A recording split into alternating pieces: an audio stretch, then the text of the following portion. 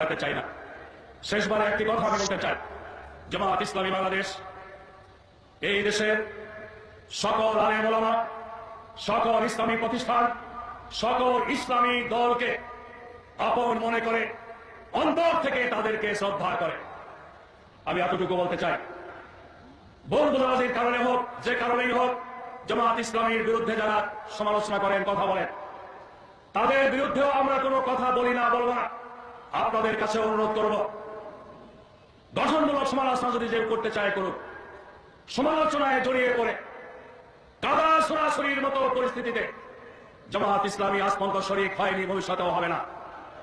আমরা মনে করি জামাত ইসলামী সকল আলেম ওলামা, সকল ইসলামী প্রতিষ্ঠান, সকল ইসলামী দলকে আপন মনে করে অন্তর থেকে তাদেরকে শ্রদ্ধা করে।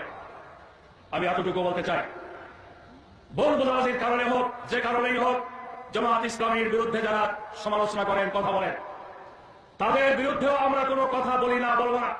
আপনাদের কাছে অনুরোধ করব, গঠনমূলক সমালোচনা যদি যে করতে চায় করুক।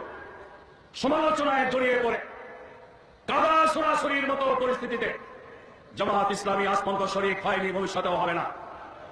আমরা মনে করি জামাত ইসলামী এই দেশের সকল ইসলামী দলেরই প্রতিনিধি স্থানীয় একটি সংগঠন।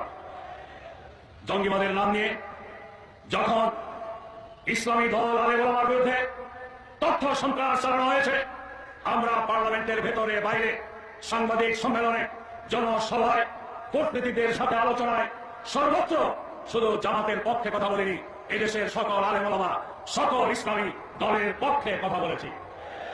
আজকের এই সময়টি ইখতিলাফ নিয়ে ঝগড়ায় জড়িয়ে পড়ার সময় নয়।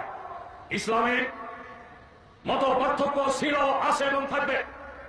যে যে মতে বিশ্বাসী তাকে সেই মতে থাকতে দিন।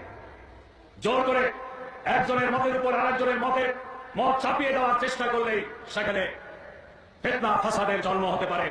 জামাত ইসলামীর ব্যাপারে প্রথম থেকে নিয়ে শেষ পর্যন্ত সজাগ আছে, সজাগ থাকবে, আর বাড়াতে চাই না।